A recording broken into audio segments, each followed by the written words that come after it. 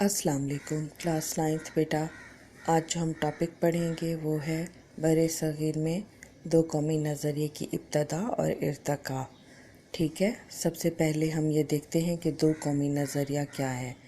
आपको इस पेज के टॉप पे लिखा हुआ नज़र आ रहा होगा दो कौमी नज़रिया। दो कौमी नज़रिए से मुराद, जैसा कि आप सब जानते हैं, ये है कि बरे सग़ीर पाक व हिंद में दो कौमें आबाद हैं, एक मुसलमान और दूसरी हिंदू कौम। ये दोनों कौमें अगरचे सदियों तक साथ रहीं लेकिन फिर भी आपस में घुल मिल ना सकीं, क्योंकि दो कौमी नज़रिए की बुनियाद मुसलमानों का अलहदा तशख़्ख़ुस है, यानी उनकी अलहदा शख्सी पहचान है। पाकिस्तान दो कौमी नज़रिए की बुनियाद पर कायम हुआ था और यही दो कौमी नज़रिया निस्बुल-ऐन था कि इस्लाम के दो कौमी तसव्वुर की बुनियाद पर हिंदुस्तान में मुसलमानों की एक ऐसी आज़ाद रियासत कायम की जाए जिसमें वो अपनी इनफरादी और इज्तिमाई ज़िंदगी इस्लामी असूलों के मुताबिक गुजार सकें। यानी ये कहा गया था कि एक ऐसा मुल्क होना चाहिए जहाँ पे मुसलमान अपनी ज़िंदगियाँ आज़ादी के साथ इस्लामी असूलों के मुताबिक गुजार सकें। ये था दो कौमी नज़रिया। एक दफ़ा फिर समझ लें, दो कौमी नज़रिया ये है कि बरे सग़ीर में दो बड़ी कौमें आबाद हैं, एक मुसलमान और हिंदू, और इसी को ही बुनियाद बनाते हुए तहरीक पाकिस्तान चलाई गई और पाकिस्तान कायम किया गया। अब हम देखते हैं, ये आप देखें पेज नंबर 11 पे आपको पॉइंट नंबर 1 नज़र आ रहा है, बरे सग़ीर में दो कौमी नज़रिए की इब्तदा। बेटा, इस पूरे पैराग्राफ को हम दो पोर्शन में डिवाइड करेंगे, ठीक है?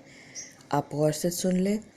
बरे सग़ीर में दो कौमी नज़रिए की इब्तदा, ये इसमें अब डिटेल लिखी हुई है कि बरे सग़ीर में दो कौमी नज़रिए की इब्तदा मुसलमानों की आमद और मोहम्मद बिन कासिम की फ़तह सिंध से हुई थी।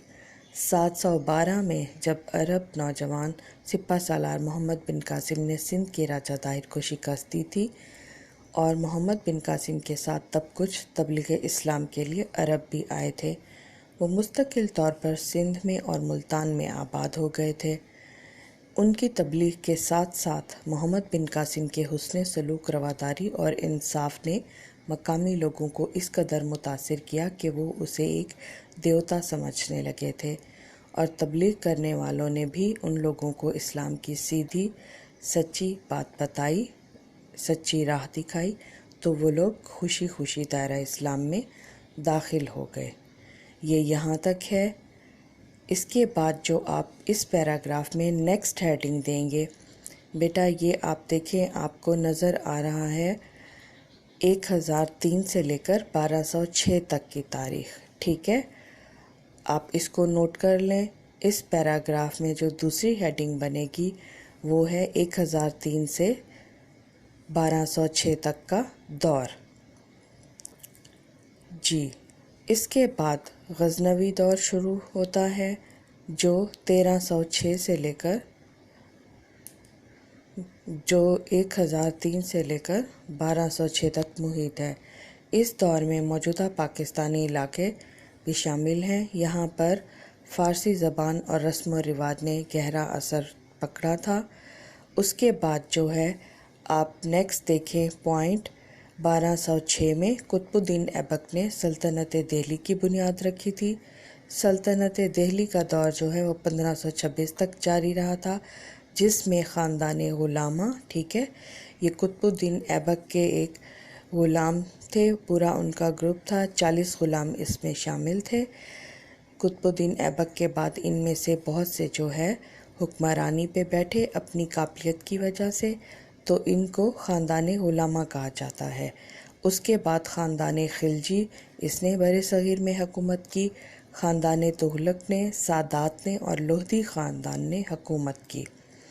इसके बाद आप जो है नेक्स्ट देखें 1226 में ज़हीरुद्दीन बाबर ने दिल्ली में मुग़लिया सल्तनत की बुनियाद रखी और 1857 तक कायम रही। मुग़लिया दौरे हुकूमत में बाबर, हुमायूं, अकबर, जहांगीर, शाहजहां, औरंगज़ेब ये मशहूर हुक्मरान थे सब।